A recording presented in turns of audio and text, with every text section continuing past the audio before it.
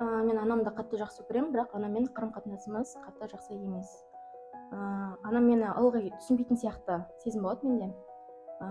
Не айтсам да өзім кінәлі сияқты болып қаламын соңында.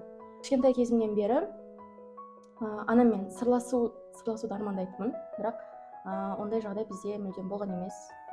Психологтармен жұмыс жасап, тренингтарға барып, техникаларды жасап, өзім анаммен сепарация жасадым деп ойлайтынмын.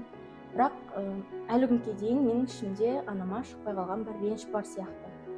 Соның салдарынан ба менде зрением өте нашар, және де шаш түсумен менде үлкен мәселе бар.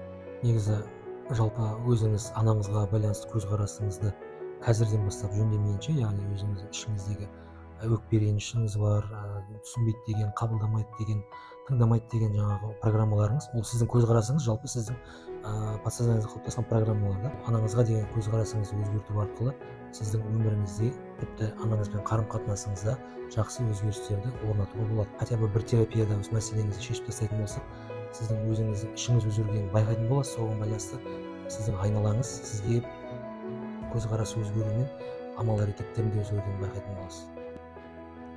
Егер сізде де ата-анаңызбен қарым-қатынасыңызда мәселе туындаған болса, сізді терапияға шақырамын.